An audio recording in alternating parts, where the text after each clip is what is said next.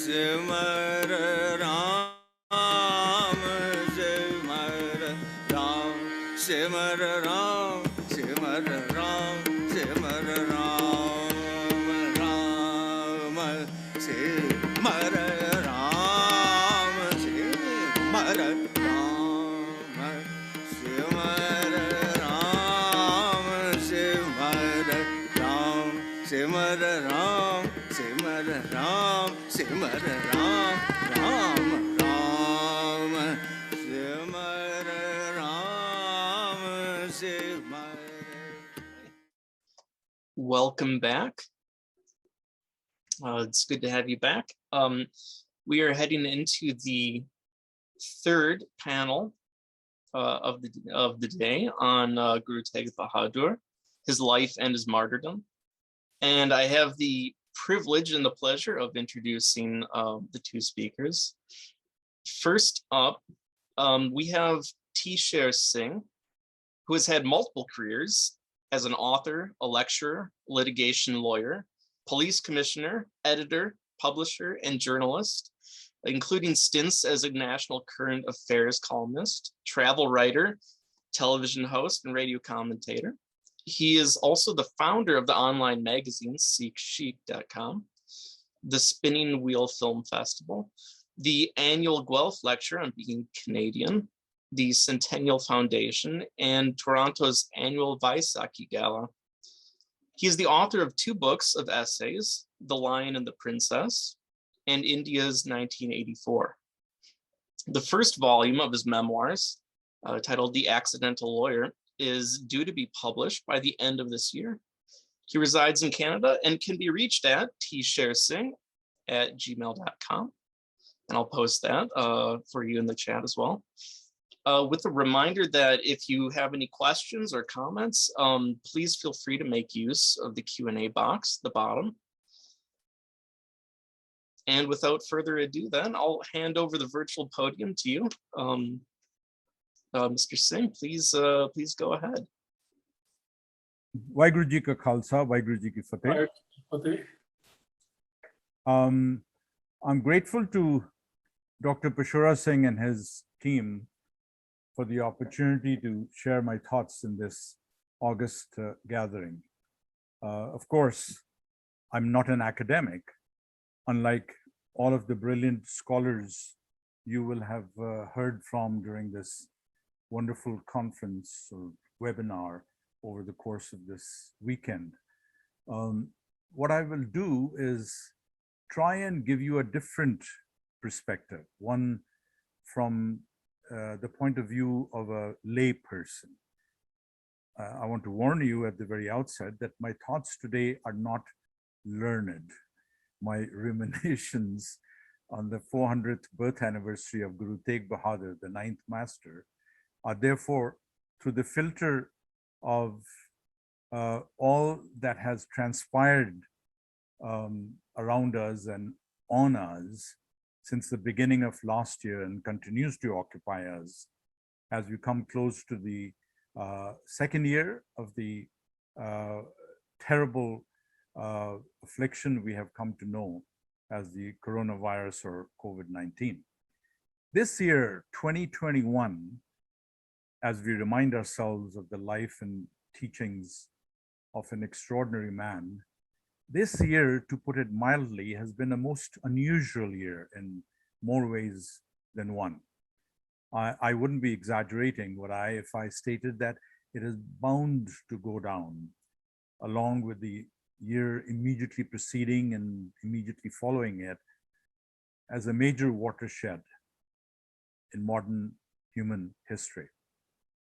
Who would have thought that in this age of scientific enlightenment, of widespread education, of excess and privilege and surfeit enjoyed by so many, in this era of wealth and affluence and innovation, who would have thought that we would then be afflicted by a plague that would bring down the rich and the poor in the east, west, in the north, in the south, leaving behind to date anywhere between 5 and 10 million dead, and between 250 million and 500 million souls suffering, directly suffering in this pandemic. Not surprisingly, comparisons have been made with the worst pandemics of the past, including the Black Death of the 14th century. This COVID pandemic, from which we are still reeling, is, according to all that we already know, a direct result of human folly and could easily have been prevented or averted. But the hows and whys of it all is grist for another day, for others who have the time, the mandate, the resources, the expertise to study them. For me, personally, the confluence of Guru Tegh Bahadur's birth anniversary and this most tragic and trying period we are living through is an opportune time for us to reflect on his legacy. A phrase borrowed from a popular song from the 1960s has helped me to capture in my own mind the real life connection between Tegh Bahadur's message and what we have witnessed earlier in this very year. For example, in the very city in which he died and through his death gave some of the finishing touches to the form and substance of the Sikh credo. The words from the song by a group called the Hollies that grabbed me are the title of this talk. He ain't heavy, he's my brother. The lyrics first popped up in my head this past summer as I staggered while watching the news reports from India's capital city, New Delhi, and its neighboring areas. But more about the song a little later. In New Delhi, people were dying in the streets, literally, not just from having caught the COVID virus, but from the lack of hospital, the absence of medical facilities that had any resources to give. In fact, the total absence of medical supplies. And worse, many of the sick were being abandoned on the streets by their own families from a fear of contagion. Worse still, the dead were being left unattended on the streets by their own families, once again because of a fear of contagion. The relatives were not willing to risk their lives by transporting the corpses of their loved ones, their own loved ones, to the cremation grounds, or by carrying out any funeral rites. And to make matters even worse, the cremation grounds were overwhelmed by the numbers of the dead arriving at their entrances. Corpses had to be lined up endlessly in the streets, sometimes for days before being cremated. And yet, even worse, the authorities, governmental, hospital, medical, religious, social, institutional, all had thrown up their hands. All of what I have described played out not in isolated instances, but in neighborhoods everywhere, affecting millions of people. And similar scenes were being enacted in other parts of the country. The Ganges, holy to the Hindus, was being choked by bodies being dumped in the river, uncremated, or on its banks, because cremation facilities were simply not available. To be honest, it was nothing short of horror, day after day, week after week, and all of it happened just a few months ago. I'm not talking about past history or another century, another decade. This year, everything I saw in the news reports was a vision of hell, not much different from Dante's own description of Inferno. And I do not exaggerate. You know I'm not exaggerating. And amidst all of it, a ray of sunshine, without a cue from any person or organization or institution, Sikh men and women appeared in the streets of New Delhi and began to provide succor to the ill, the abandoned, the helpless, and the dead. Not to help Sikhs, but the general population, regardless of religion or belief or caste or faith or color. Not just kind words, but free medical supplies, free shelter, free food, free transportation, free oxygen, a life and death necessity, suddenly, which was not even available in the hospitals, not even for the rich, not even for the powerful, not even in the black market, not the oxygen in the air, but in cylinders that were selling for 100 times the normal price and yet could not be obtained. And all of this free service provisions were entirely financed by the volunteers from their own pockets or by gurdwaras or by donors from around the world. Some of the gurdwara facilities were almost overnight turned into fully equipped and functional hospitals and were opened to all, free. At the same time, millions of free meals were provided to the hungry and poor, lined up along the highways, homeless, mile after mile after mile. Two more significant facts. Firstly, all of this was begun by Sikhs in the very city where, not long ago, within living memory, innocent Sikh men, women, and children in the thousands had been massacred in broad daylight. The murdering mobs, guided by members of the ruling party, of the government, supported by several Hindutva organizations, with the police, the military looking on and doing nothing.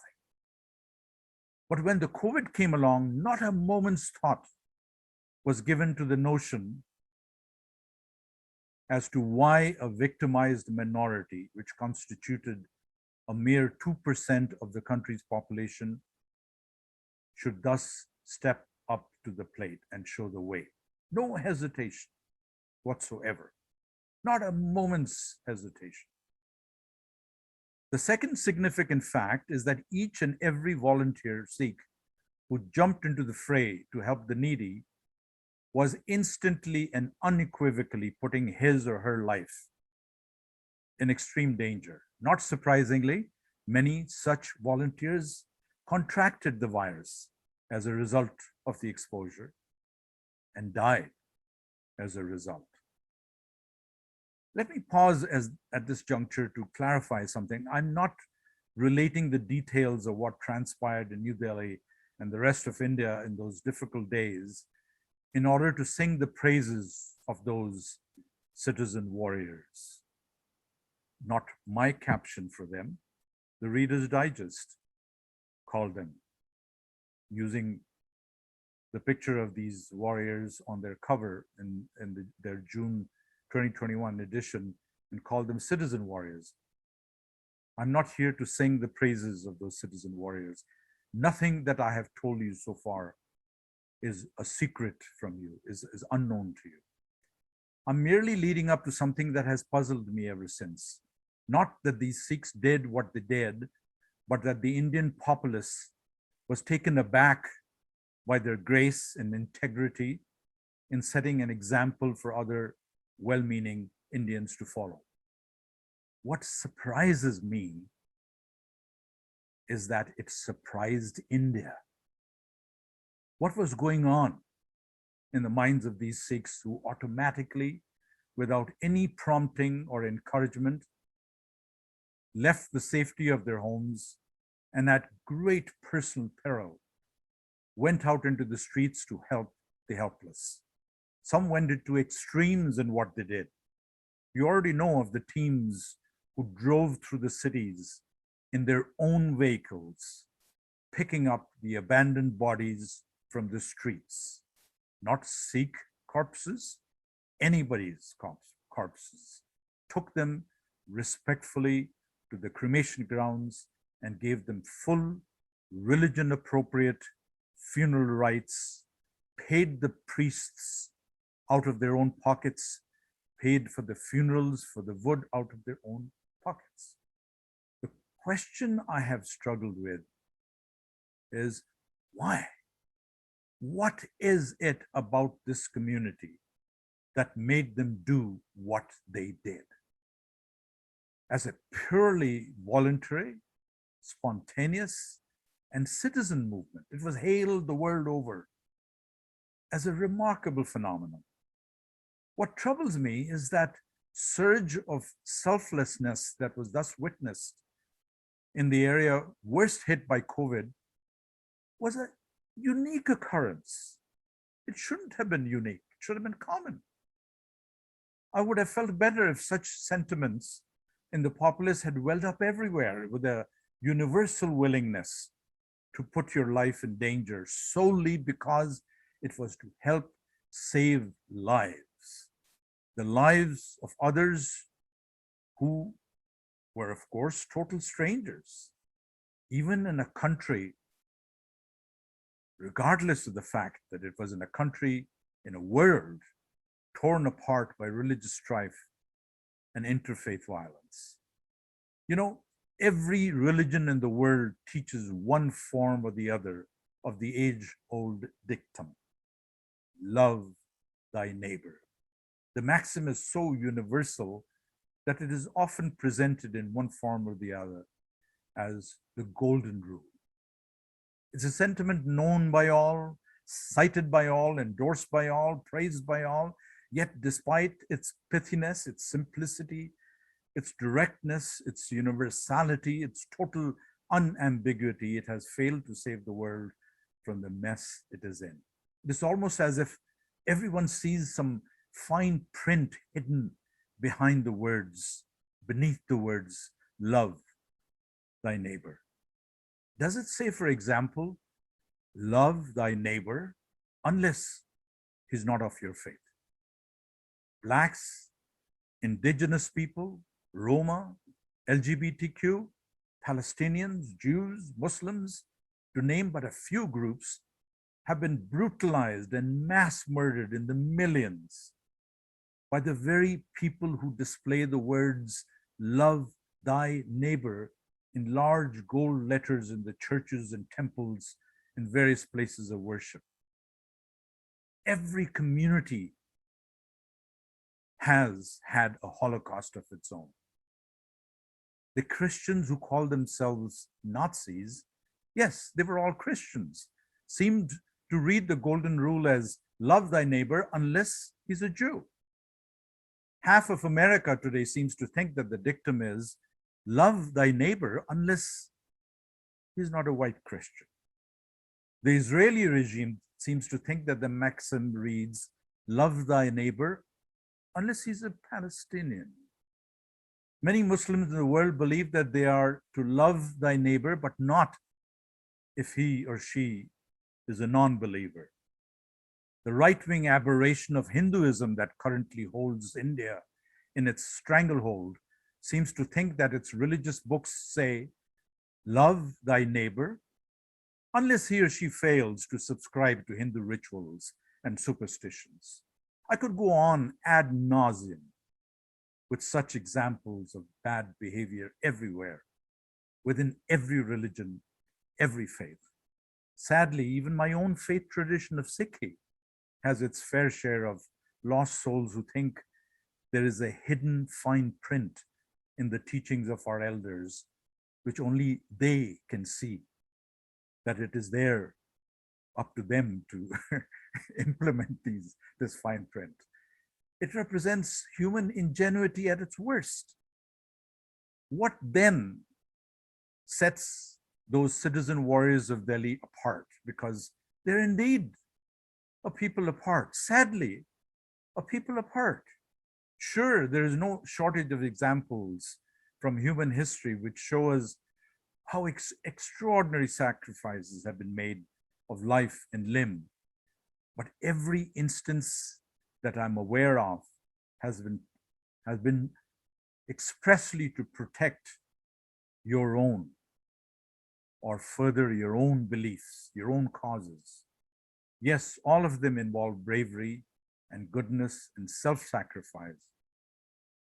But the issue raised by the Lions of New Delhi this past summer is what made them give their all in order to save total strangers who actually belonged to a different religion and who had until then demonstrated no love, no empathy, no sympathy for Sikhs.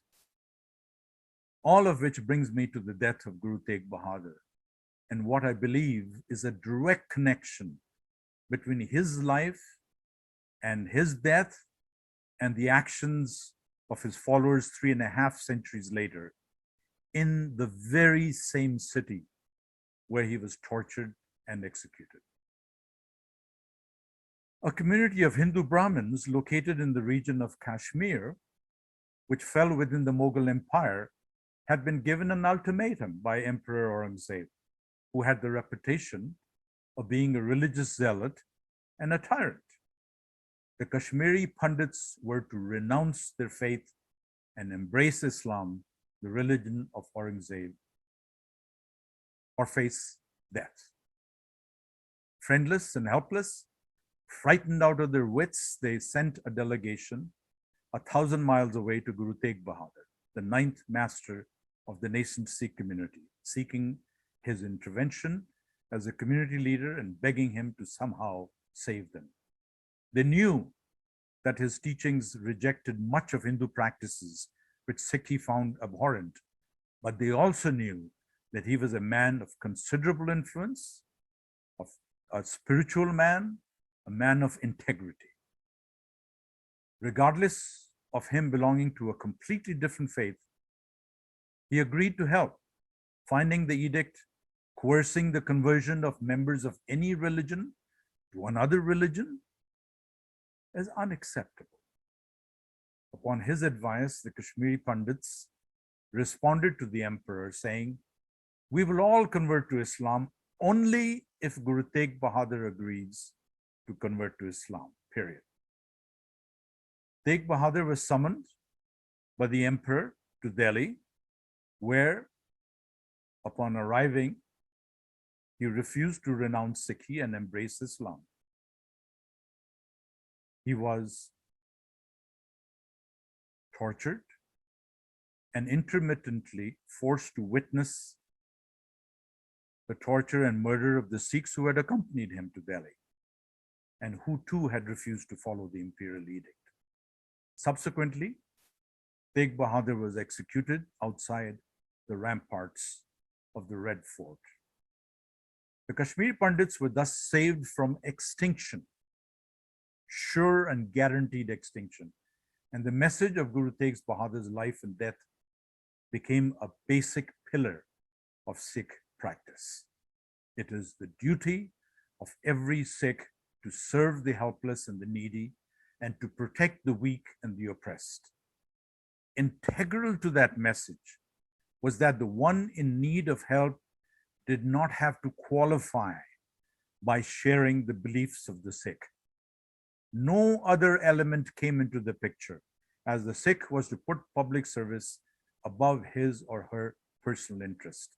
That, I believe, sets the citizen warriors of Delhi as a people apart. It is a quantum leap from love thy neighbor by leaving no room for small print or footnotes or exceptions. It, in fact, transforms the duty, elevates the duty of each Sikh from the passive to an active one. Mere tolerance, the byword of many a human rights activist today, is not the way of the Sikh. To a Sikh, a mere love thy neighbor means nothing if you're not ready to lay your life down if and when your neighbor needs your help.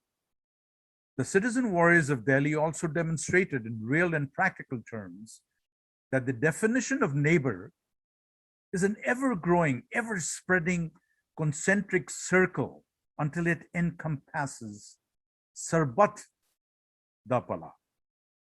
They also magnificently showed the world that Tegh Bahadur's definition of public service is not predicated on the neighbor being perfect, on the neighbor having to be flawless, to having to be free from fault or wrongdoing. And let me explain. A couple of minutes ago, I described to you how Guru Tegh Bahadur, through his ultimate sacrifice, saved the Kashmiri Pandit community from extinction at the hands of the tyrant Aurangzeb. Fast forward to 20th century India.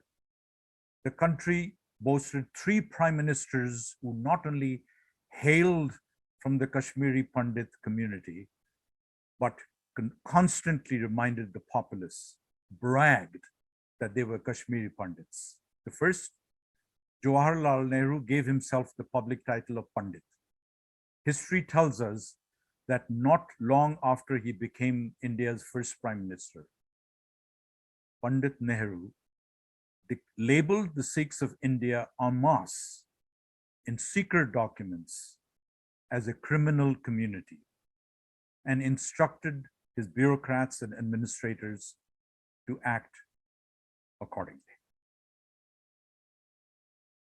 His daughter, Indira Gandhi, also a self-proclaimed Kashmiri Pandit, when she became the country's prime minister, ordered an unwarranted army assault on the holiest of holies of the Sikhs, the Darbar Sahib of Amritsar. Her son, Rajiv Gandhi, also declared himself a Kashmiri Pandit when he became prime minister. He ordered and oversaw the genocide of tens of thousands of innocent Sikh male youth over the course of a decade, which ended in the 1990s. Imagine the very same Kashmiri Pandits who owed so much to the Sikhs. Now, none of these facts posed an impediment for Tegh Bahadur's citizen warriors of Delhi last summer as they went around their business of saving lives as the pandemic raged like wildfire across the country. Single-handedly and uniquely in the annals of humankind, Tegh Bahadur spelled out the true ambit of the message of love thy neighbor and made it truly meaningful and embedded it so deeply in the Sikh psyche that it comes naturally to our men and women, young and old. I'm running out of time. I won't waste your time by turning into a Bible thumper, call it a Bani thumper if you wish, by reciting some of the poetry, some of the shloks by Guru Tegh Bahadur that are enshrined in our Guru Granth Sahib. Some of the stanzas are my very favorite in my language and in any language. I'm a student of literature, I'm a student of English literature, and there's nothing that comes close to the beauty of some of those shloks. There are some that have become steadfast beacons in my life. But you're all learned men and women and know them better than I do. Therefore, I'll conclude by simply quoting a few lines from the song that I mentioned earlier, made popular by the Hollies in a 1969 version, and subsequently made even more of a household staple by Neil Diamond. For me personally, it captures what Guru Tegh Bahadur's life, what his death mean to me, and explain to me these words. They explain to me what his citizen warriors today are all about. And here are the words from the lyrics. The road is long, with a many a winding turn that leads us to who knows where. Who knows where, but I'm strong enough to carry him. He ain't heavy, he's my brother. So on we go. His welfare is of my concern. No burden is he to bear. will get there, for I know he would not encumber me. He ain't heavy, he's my brother. If I'm laden at all, I'm laden with sadness that everyone's heart isn't filled with the gladness of love for one another. Thank you for having me. I'm done. Thank you, Mr. Singh, for an absolutely moving and really beautifully well put talk. Really appreciate that. And the message of universal love for mankind. It's you kind of remind me why I get so excited studying Sikhism to start with. So thank you for that. I really appreciate that. We move now to Dr. Rupinder Singh Brar, who is known to friends and family simply as Gorky. He's a practicing cardiologist in Yuba City, California, where he serves as a member of the board of directors at the local hospital and also the director of the Adventist Heart and Vascular Institute.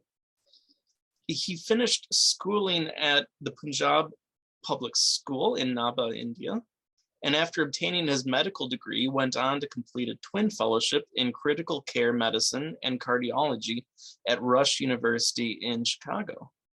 He is one of the founding members of the Sikh Community Center in Yuba City, California, where he volunteers his spare time by teaching Sikh history and philosophy to high school students. His non-professional reading and writing interests include English and Punjabi literature, philosophy, history, culture, and anthropology. And today, Dr. Brar's presentation will be on the making of a martyr, life and times of Guru Tegh Bahadur. And with that, I welcome you and thank you for spending time with us and learning with us, and hand over the virtual podium to you, Dr. Brar. Thank you very much, Adam. I was listening to Dr. Sher Singh, and recently there was a title in Delhi. People were saying the Sarkar, which means the government has failed, but the Sardar hasn't. So the Sardars are the common name for people who wear the turbans in Punjab. So it's a nice segue. And before I start, I want to thank Adam, Tej Paul, Gurbir, and of course, Sardar Peshawar Singh, who to me actually embodies Guru Tegh Bahadur's words, "Pe kahu ko dez nahi, na pe manatan." He's one of the most fearless intellectuals I know. So with that, can you see my screen? I cannot see your share screen. I cannot see that right now. Let me see. Can you see it now? Okay. I'm afraid not. Can you see it? Oh, something's happening. Yeah. Okay. Yes. Okay. So let me just see if I can put it all into a presentation mode. So today I'm going to talk about Guru Tegh Bahadur's martyrdom. And it's going to be a little different than what most people have, known, because the story is well known from the Sikh perspective. I'd like to tell it how it was perceived and what was going on the non-Sikh side of the world, so that we can tie the two things. So the martyrdom, as Professor Mr. Sher Singh said, traditional accounts, we know what happened, why it happened, and who was responsible. We know that, for example, the Kashmiri Pandits approached the Guru and begged him to intercede on their behalf because they were under the fear of forced conversion. So according to that narrative, which has been a traditionalist view, the sole responsibility lay with the Emperor of India, who was a cruel and bigoted tyrant.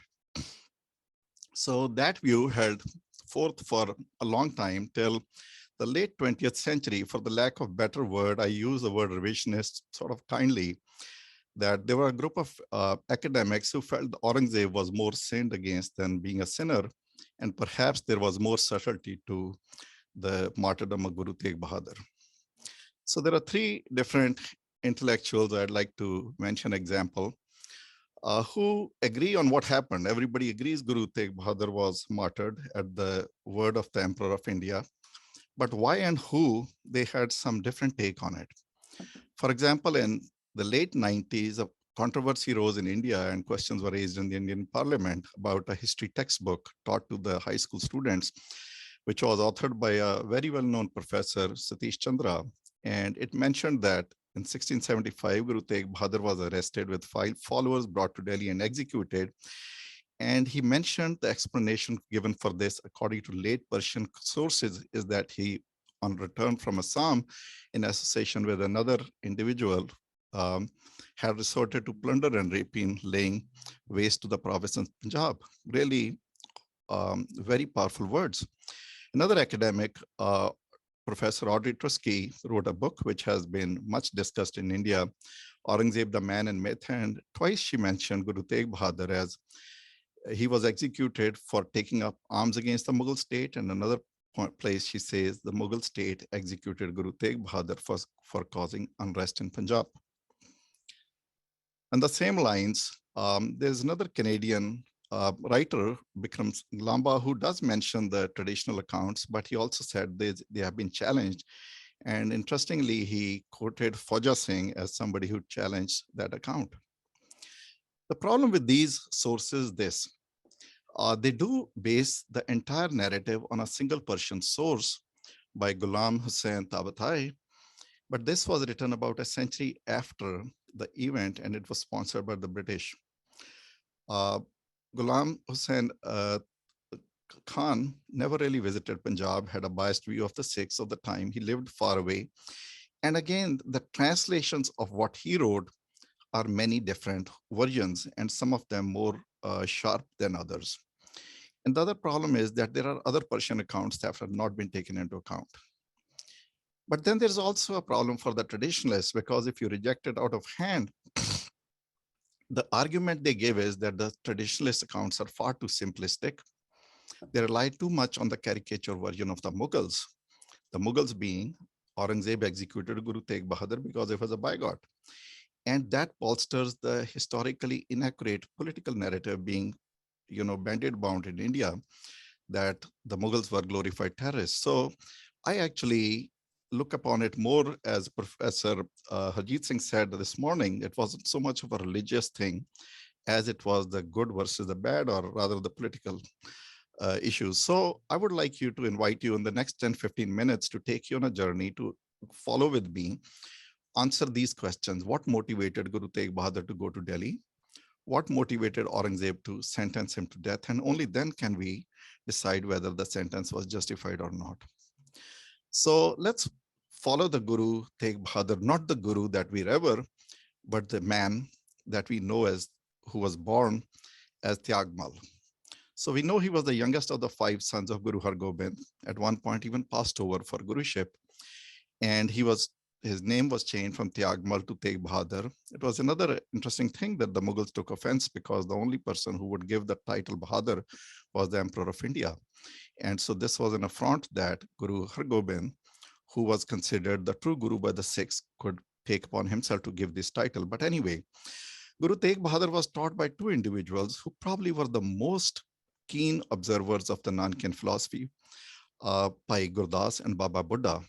So if anybody embodied the values of Sikhism, simplicity, kindness, compassion, sacrifice, beside the Gurus themselves would be these 2 Gurus, and they were the ones who taught the Guru.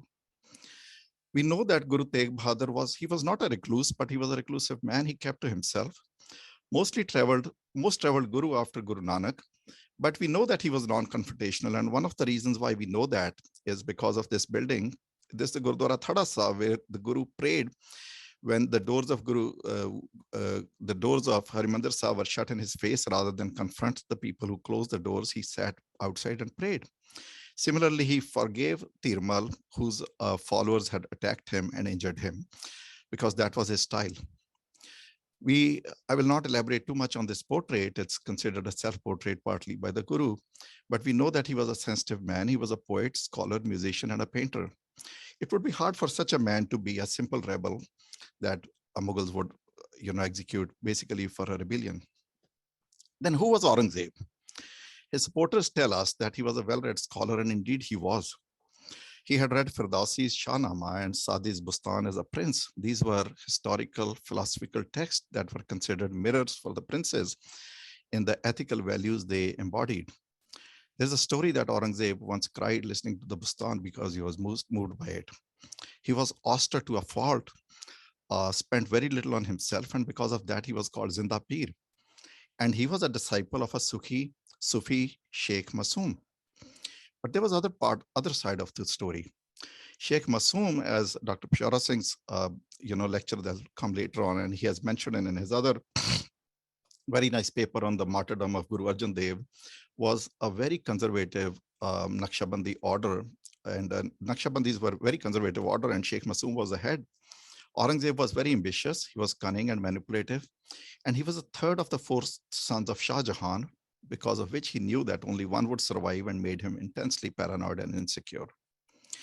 So these two individuals, the first time they ever encountered each other was around the Diwali of 1665, a few months after the Guru became the ninth Guru. The Guru was in Dhamtan at the time preaching near Panipat to a mixed caste audience. And like, Jesus being considered a troublemaker because he drew bigger crowds, the Guru was considered a troublemaker, and he was reported to the emperor, who promptly sent an officer, Alam Khan Rohila, to come with the imperial firman to arrest him. And this is where Guru may very well had been executed had it not for these two people. This is the portrait of father and son, Jai Singh and Ram Singh. These were the Rajput rulers of Amber. They were most powerful Hindus of the land, and they were Mughal mansabdars or officers for generations. And they were also considered the most trusted man in the Mughal court. So it was Ram Singh who actually was impressed by the Guru.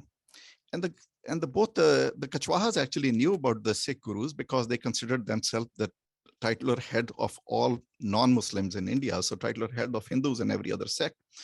Jai Singh had met Guru Harkrishan. This is a portrait of Jai Singh with Guru Harkrishan. And they had a soft corner for the Sikh Gurus. And Ram Singh apparently was impressed by the Guru Tegh Bahadur's courage when he met the emperor. And he begged the emperor to release him into his custody, and he vouched for him.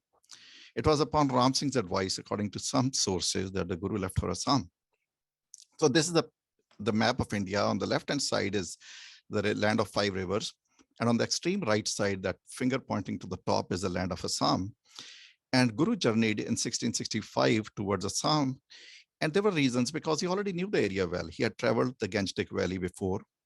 And he thought it would be opportunity to renew his old links and spread the word of Guru Nanak further east. So this is where the Mughals and the Gurus parted, and let's go take the story elsewhere now.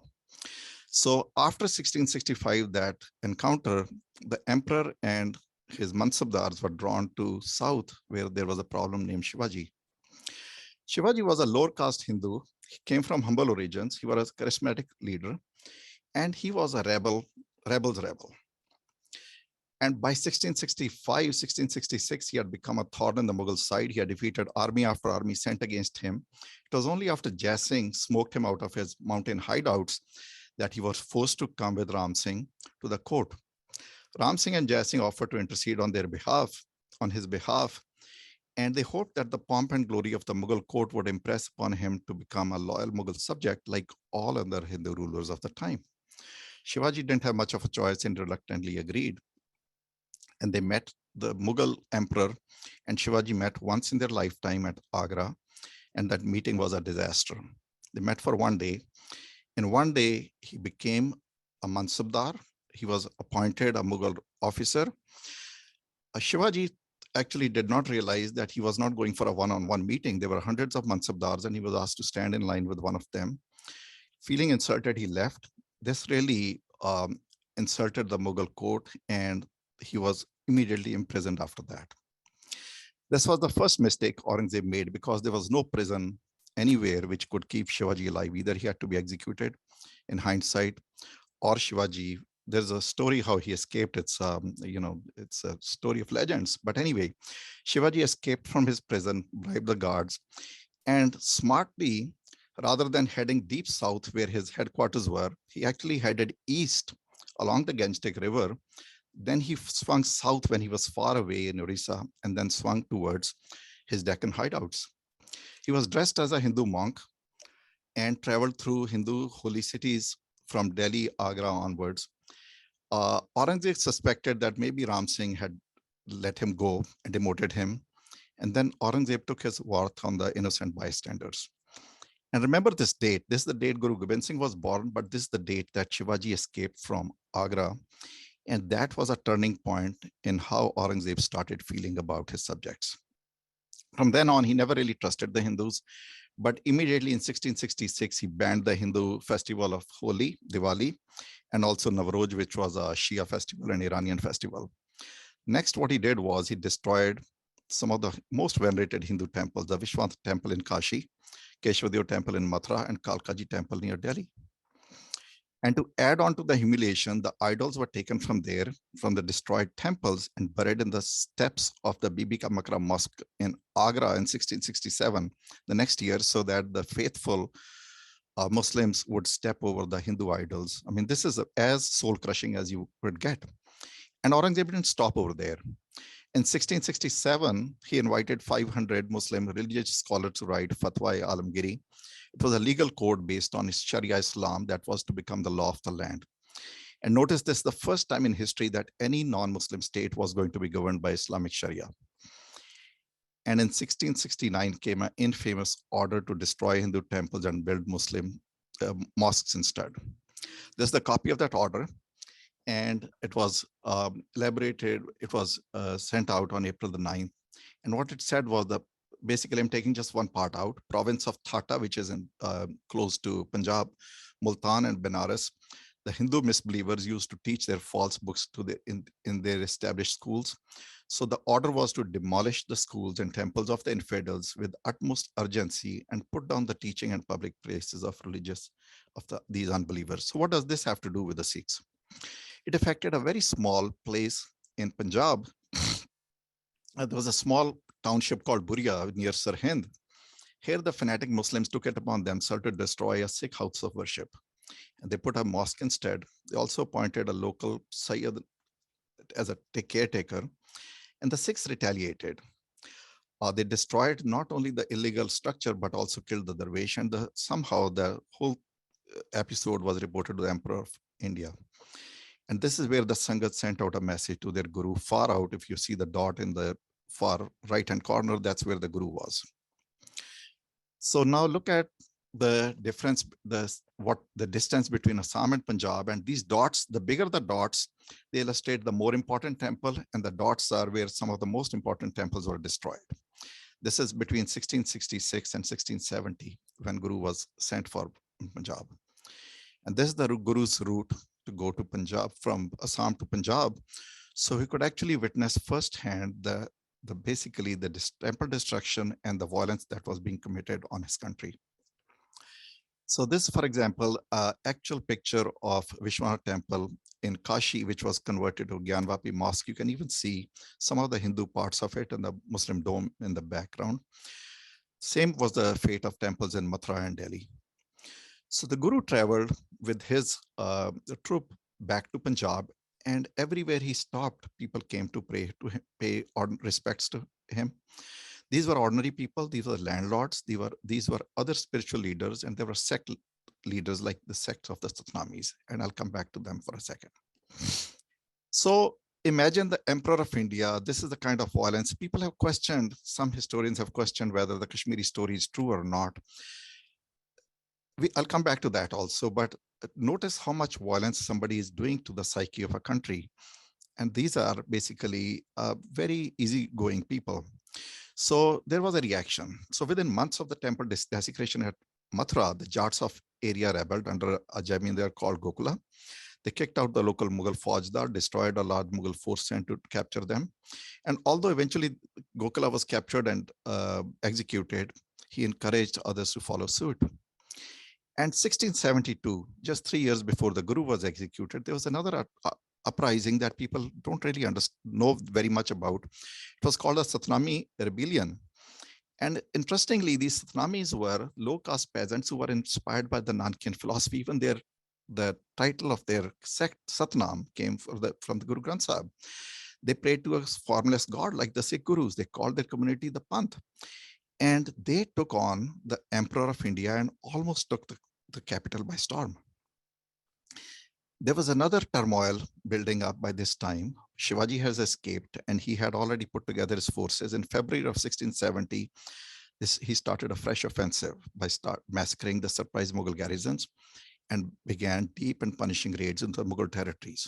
As if that was not enough, far in the northwest, in 1672, the Suba of Kandahar, present-day Afghanistan, had a Pashtun uprising inspired by a poet named Khushal Khan Khattak. He was staunchly anti-Mughals. They drove out the Mughal officials and massacred a force of 40,000 troops. Now imagine the Emperor of India, this is what's going on around him. He decided to take the field himself and in early 1674 moved to a place called Hassan Abdal, which is on the Pakistan-Afghan border. But then more bad news developed and came from south. And that news was this. Shivaji in 1674 June, just a year before Guru Tegh Bahadur was executed, in faraway Deccan decided to take advantage of the imperial troubles and announce the establishment of a new Hindu empire. This was a political earthquake because it was a challenge to the very hegemony of the Mughal rule in Hindustan, because until that point, there was no Hindu ruler who did not accept the suzerainty of the Mughals. Actually, the power to appoint a new ruler was in the hands of the Mughal emperor. And here this man sets up a coronation, which was a months-long elaborate ceremony with all Hindu rituals. He laid a claim to the ancient Hindu empires. And to add insult to injury, he sent out his general to raid deep into the Mughal territories to pay for this. So he laid a claim to raise a Hindu kingdom at par with the Mughal emperor. So this slide I wasn't going to show, but this is an answer because somebody asked a question in the first presentation to Professor Harjit Singh, whether there was an evidence of agrarian uprising at the time of Guru Tegh Bahadur in India. And this is from a very nice book by Irfan Habib. So he writes that there were social and interfaith tensions going on. There was economic exploitation. Why was that? Because all these constant imperial wars needed men and resources. So the men and the commanders were given jagirs, estates from where they could raise forces. The jagirs were broken down to smaller jagirs because more commanders had to be raised, more mansabdars has to be raised. And they were constantly rotated between these jagirs, and sometimes a single estate changed hand 2 or 3 times, and each mansabdar would force the peasants to pay taxes twice or thrice. Able-bodied men were drawn away to serve with the Mughal armies, so areas were left lawless, and lawlessness could not be checked. And when anything bad happened, the Mughals blamed the local peasantry. It's almost echoes of the modern times. In Punjab, the pressure on the land revenue continued unabated. Destitute peasants often abandoned their lands, but this was considered illegal.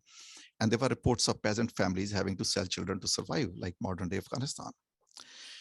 And this was a very dangerous situation because the entire countryside in the 17th century was one large camp, armed camp. It was not the gurus who armed them. They were already armed robbers all over. Peasants carried arms everywhere. Many villages were fortified camps. A simple act of collecting tax often required authorities to bring force, otherwise nobody would pay tax. And 1670, the peasants were only one incident away from rebellion. But it was held in check by one man and the gentle words of the 9th Nanak. Guru Tegh Bahadur had actually always been the peacemaker. In Assam, he had mediated a peace between the warring Ahoms and the Mughals. And now back in Punjab, he tried to do the same. He talked about meditation and introspection along to help in Kali Yuga, Jagat Bhikhari Phirat hai, Sabko Data Ram. As times became more desperate, peasants turned to the only institution that was available to them for aid, that was the House of Nanak. Abandonment of the land was considered illegal, but the Guru felt he was duty-bound to help one and all, just like Sardar Sher Singh said. So Guru went about providing for the needy, digging wells, ponds in parched lands, and providing cattle. And amidst rising dissatisfaction, Guru Tegh Bahadur was at the height of his popularity. He traveled the length and breadth of Malwa and Doaba. He was considered a source of rare comfort for otherwise anxious peasantry. Thousands waited upon him and sought his darshan. Villagers fed his followers. Many of them came to stay with him. The large crowds of discontented peasantry frightened the Mughal spies. So this is the report that was sent out to the Mughal emperor at Hassan Abdal, thousands of men, horses, camel, and goods of all kinds remained at the Guru's disposal. Those who are refractory towards the Amirs, Zamindars, the Izzadars, the Diwans, they take refuge with Guru Tegh Bahadur. And regardless of the numbers, the Guru feeds all of them. And this is the ominous lines. If no notice was taken immediately, an insurrection was likely that they would be extremely difficult to deal with. It was a false alarm. This wasn't the Guru's style. This is what Guru was preaching. One who is neither given to anger nor despair, but considers both friends and foes alike, know them as a person truly liberated. In the interest of time, I won't read the rest. So Aurangzeb was a suspicious man anyway.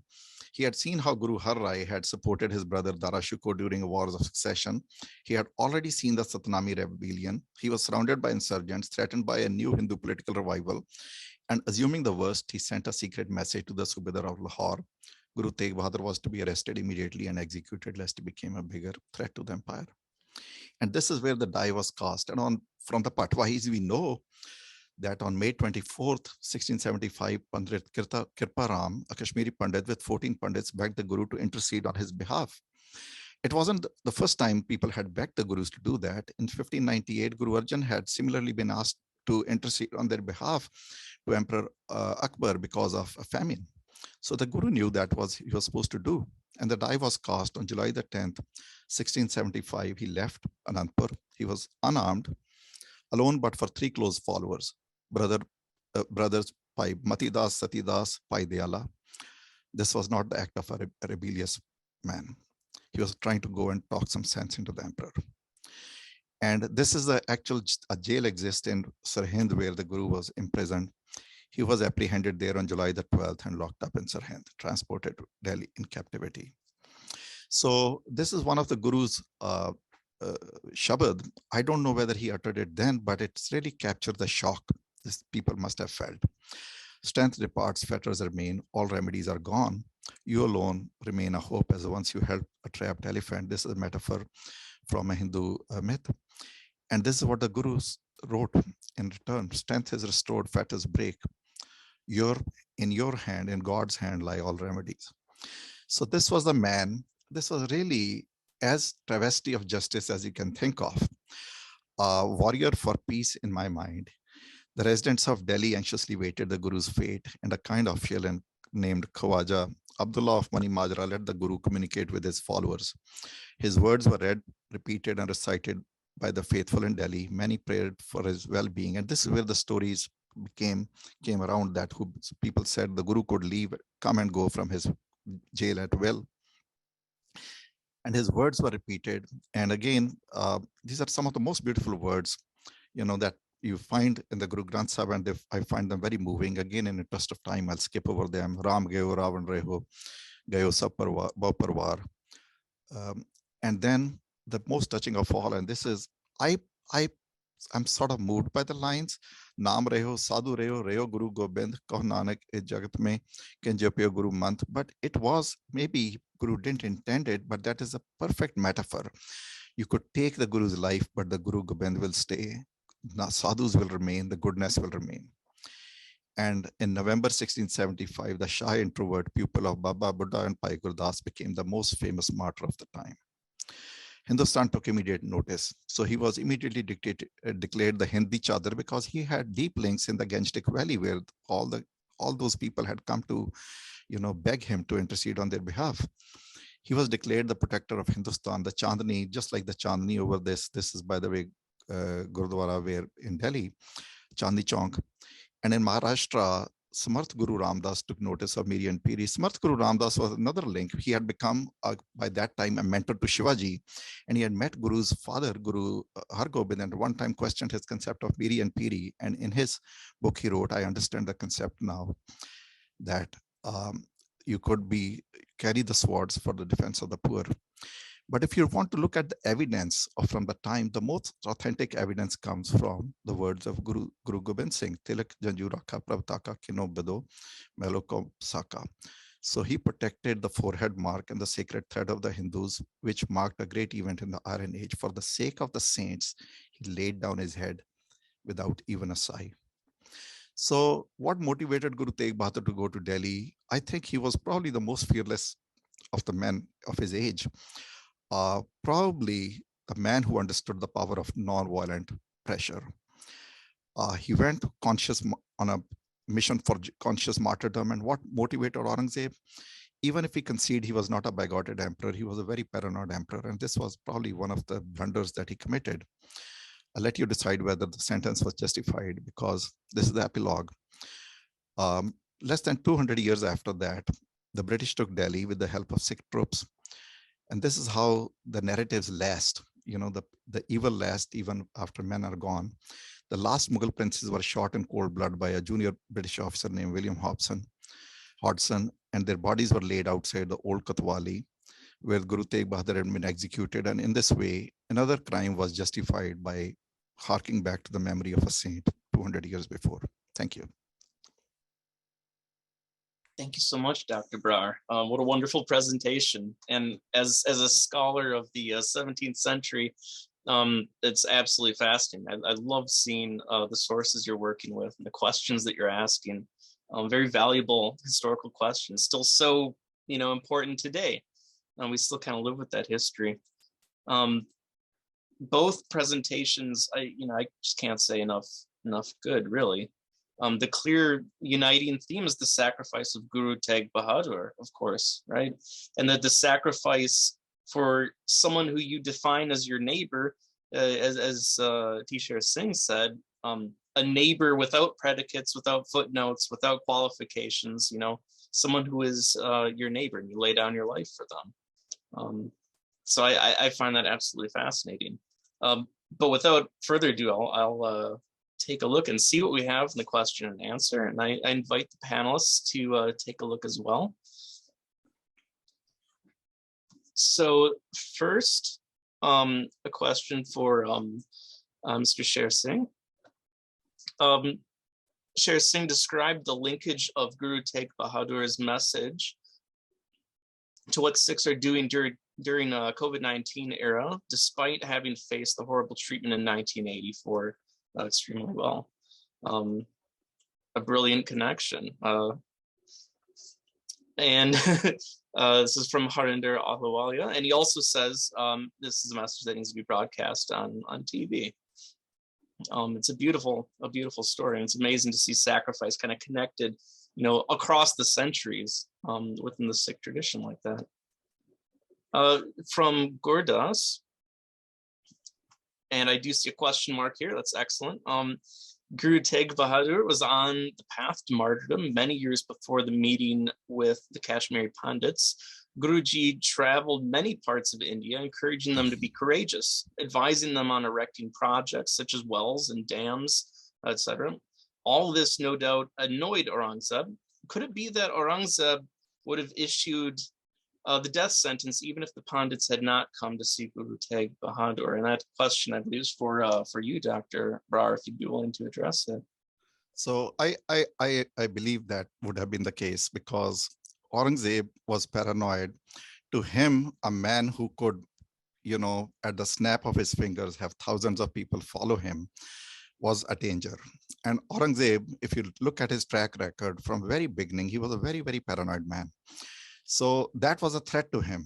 Sikh gurus had become a threat actually from the time of Guru Arjan. Again, Dr. Pshara Singh wrote a very nice paper on Guru Arjan's martyrdom.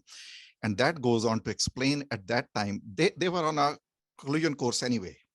I mean, the Sikh gurus, the little things the Sikh gurus did, or the Sikh faithful did, they called their guru Sacha Patsha. Patsha was the emperor of India.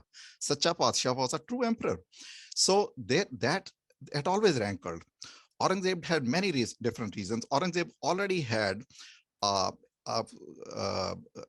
Amrai as his own sort of guru, anointed guru, and he was cheated out of Gurudom when Guru Tegh Bahadur was appointed the guru by the 8th guru and said Baba Bakale.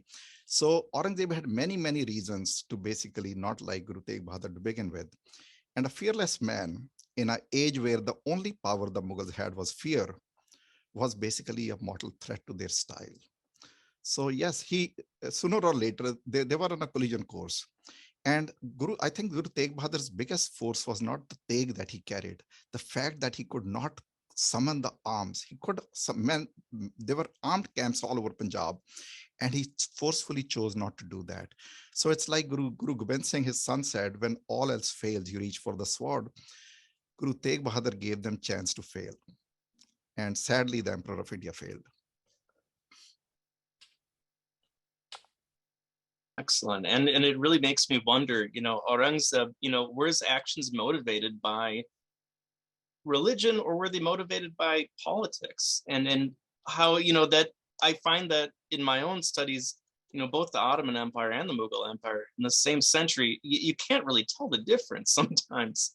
It seems almost as though as soon as you, as you rightly point out, make claims towards being a king, or, having some sort of claim towards political legitimacy, that is what really puts you in the crosshairs of the government.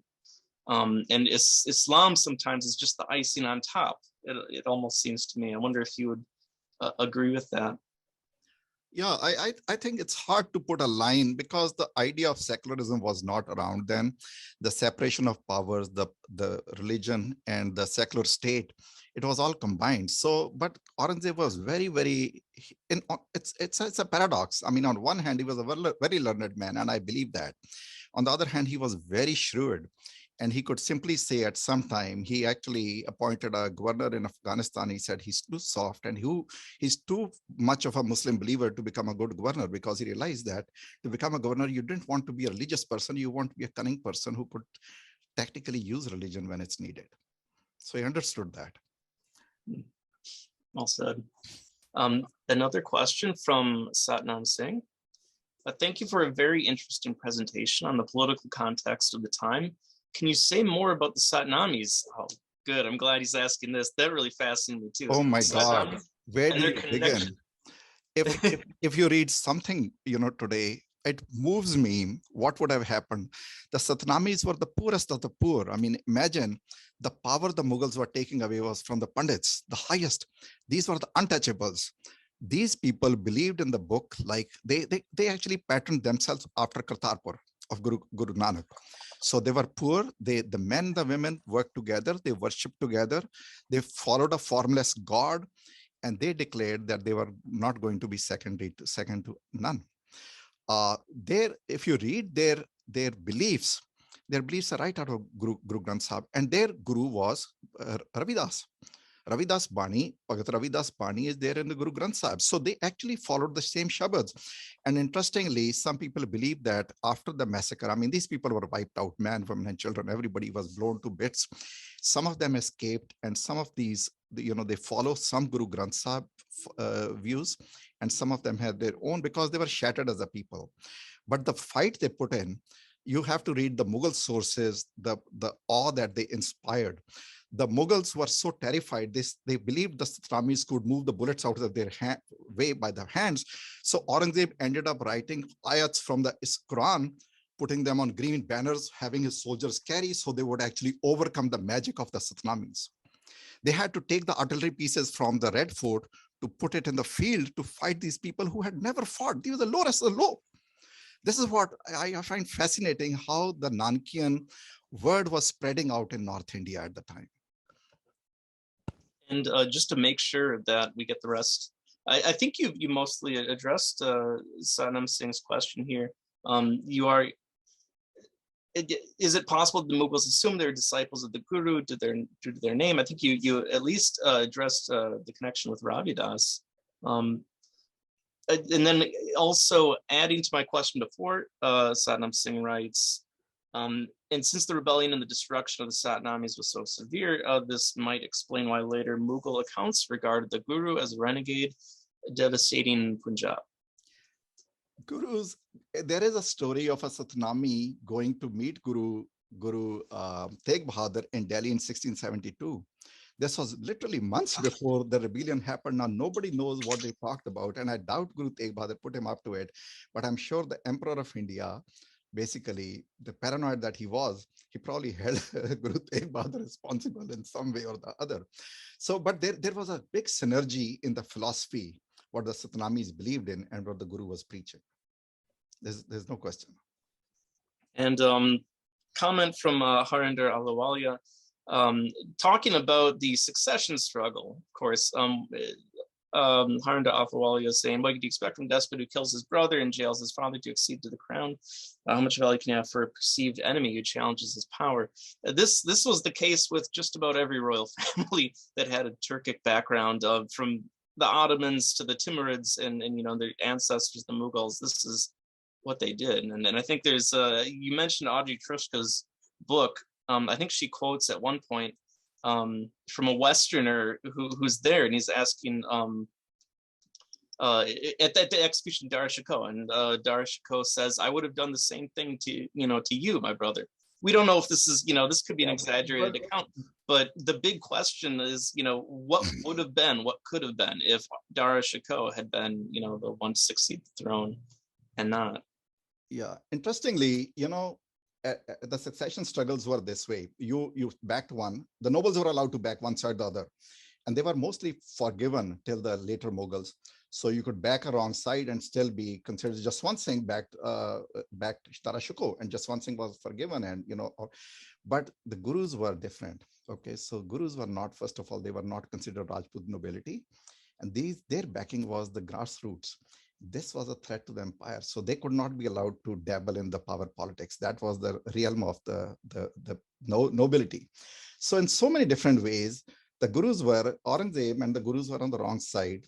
Basically, there was no meeting ground there.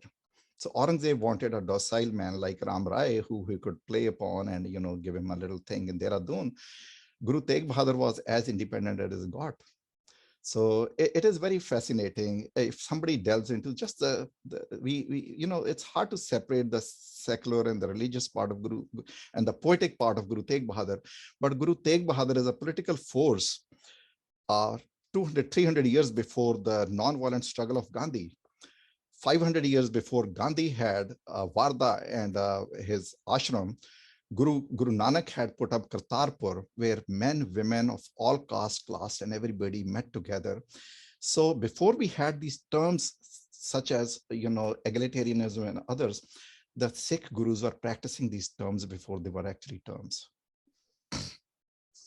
Absolutely. It harkens back to the kind of continuing meaning that sacrifice has to this day, as Sher Singh pointed out. That it fuels, the behavior of folks today, trying to put your neighbor, regardless of their religion, their caste, to put them on equal footing with yourself and help where you can. I wonder, do we have any more? Okay, we do have a question. Excellent. I'll read Nicola Mooney's question now for Sher Singh. And also sending appreciation for his evocative and astute observations. Nicola Mooney asks, although I agree with you wholeheartedly on the historical injustices reflected, is there perhaps a contradiction between the idea that the Pandits owe something, as you put it, to the Sikh community, which seems transactional, and the model of citizen warrior or a Sebadar? That for me? Yes, sir. If you please.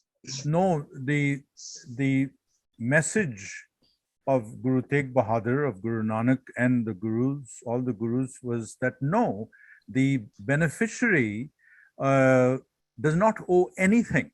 The Kashmiri Pandits did not owe anything, but certainly they owed themselves human decency.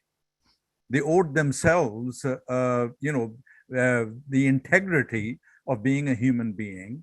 And for those very people who were saved from the brink of extinction, to then laud their Kashmiri Panditness, and at the same time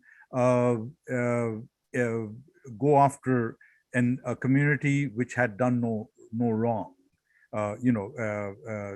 Against tens of thousands of people who had done no wrong, etc. So they certainly owed themselves the duty of being decent people. I don't accept the fact that everybody did this, therefore it is okay to do so. No, every individual is responsible. Every community is responsible for its actions.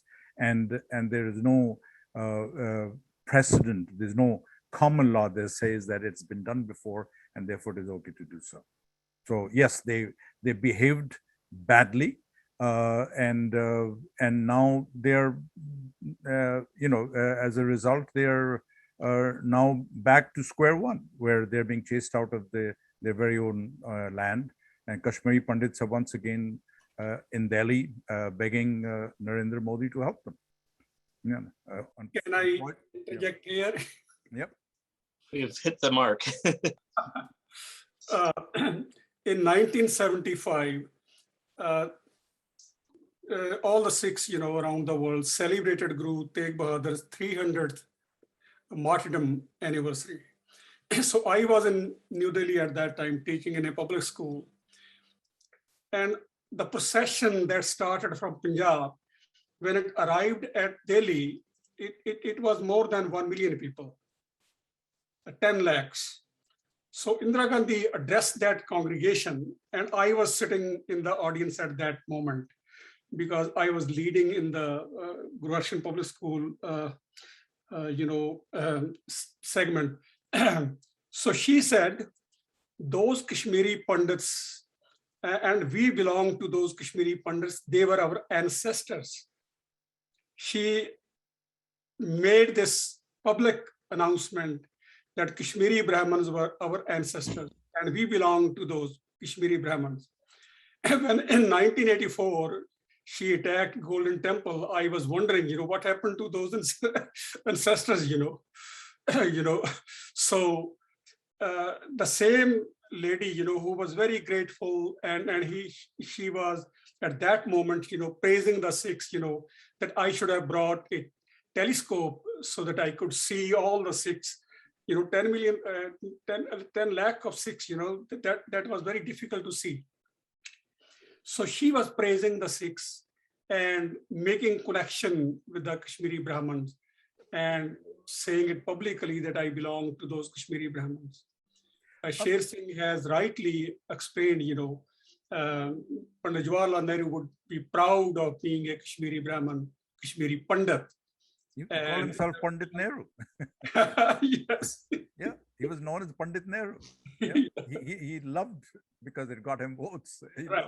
Yes. He called that.